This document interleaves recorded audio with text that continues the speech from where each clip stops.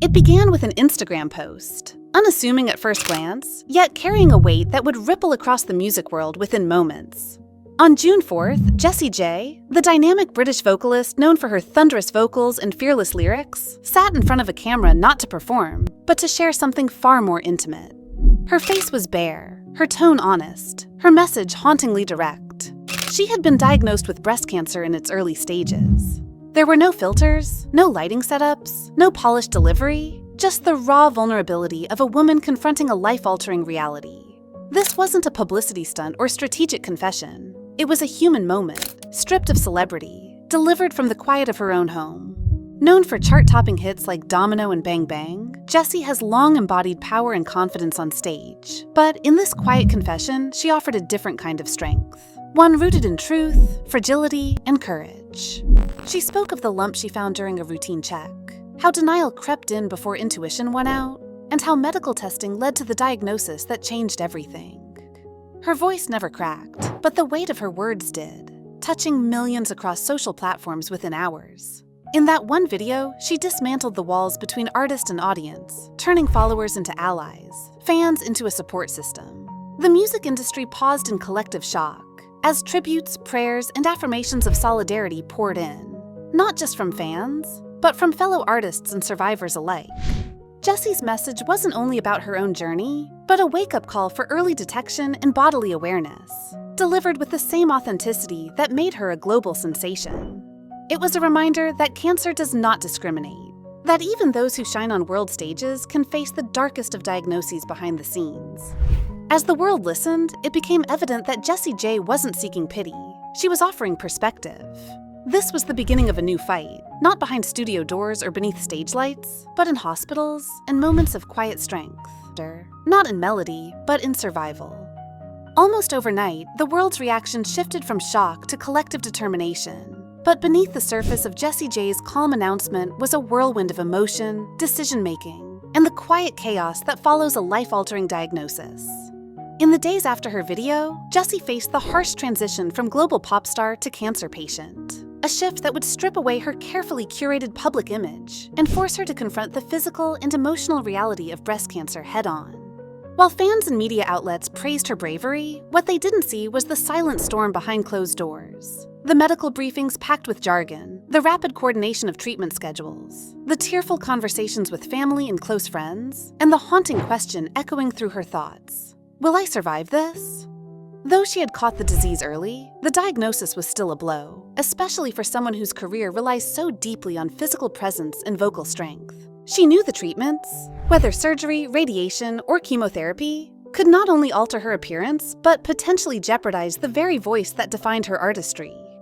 Every choice became a high-stakes gamble. Jessie had always controlled her image, but cancer quickly took the wheel, forcing her to surrender vanity for vulnerability.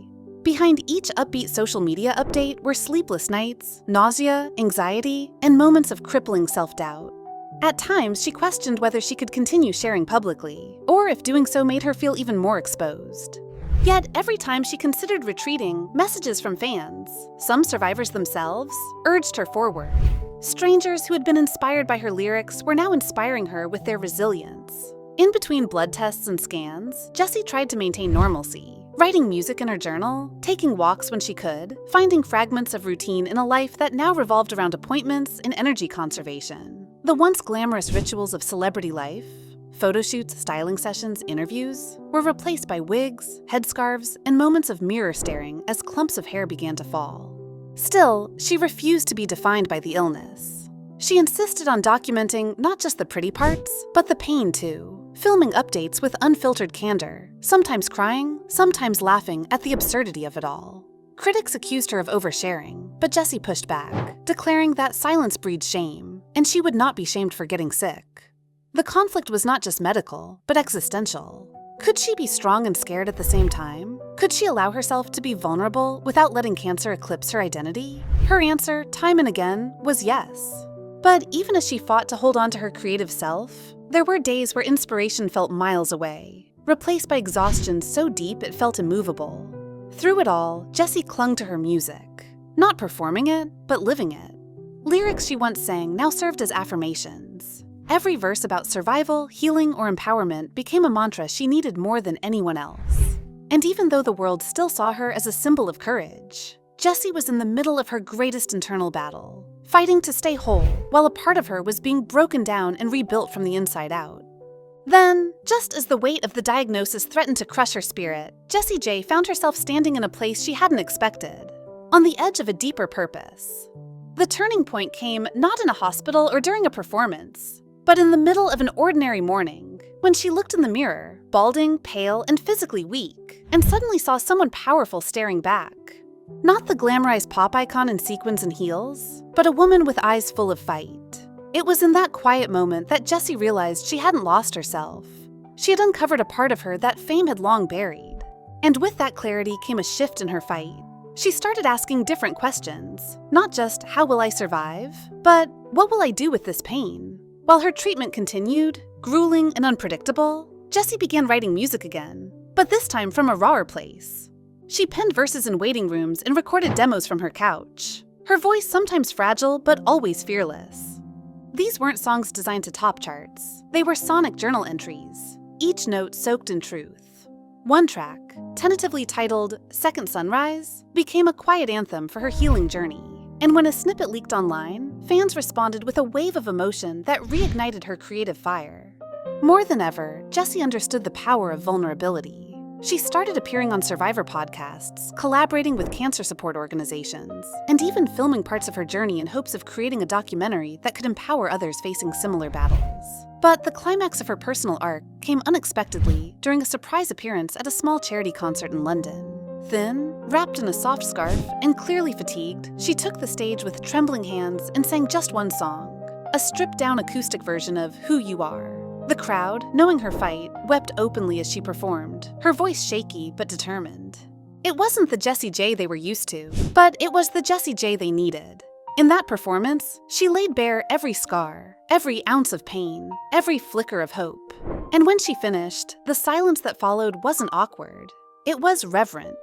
No words were needed. She had just told an entire story in 3 minutes.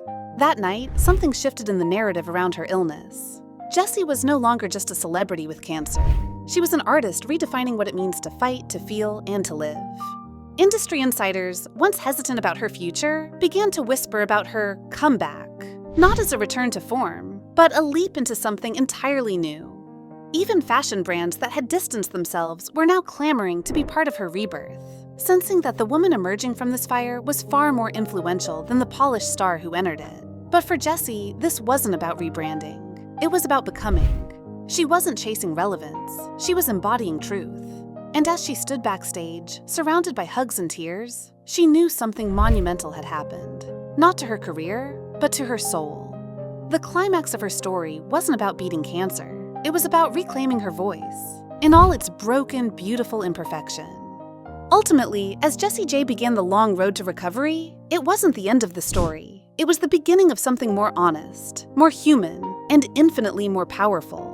With treatment nearing its final stages and doctors cautiously optimistic about her prognosis, Jessie found herself not rushing back to the spotlight, but walking deliberately into a new chapter that blended her past, her pain, and her purpose. The physical toll remained, fatigue lingered, her immune system still fragile, but mentally and emotionally, she had evolved. Instead of framing herself as a survivor in the traditional sanitized sense, Jessie leaned into the messiness of healing. She spoke candidly in interviews about the trauma that follows remission, about the survivor's guilt, the fear of recurrence, and the strange stillness that replaces the chaos of treatment. But alongside that, honesty came resilience. She launched an initiative focused on early cancer detection in young women, using her story to spotlight the importance of self-exams and regular screenings.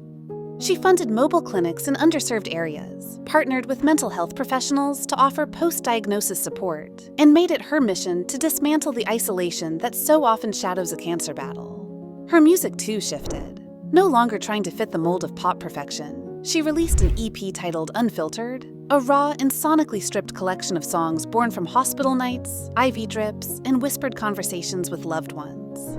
Critics called it her most authentic work to date. Fans said it felt like a conversation, not a performance. And Jessie, she described it as a lifeline. Through each lyric, she processed grief, gratitude, and everything in between. But what surprised her most was how much more deeply people connected with her now than ever before. Gone were the comparisons to other vocal powerhouses or the pressure to chase chart placements. In their place was a new foundation built on empathy and truth.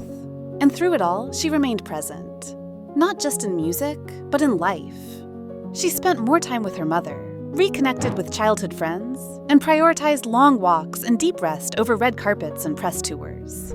Social media, once a curated highlight reel, became a digital diary, filled with quiet reflections, makeup-free selfies, and messages to others still fighting their own versions of cancer.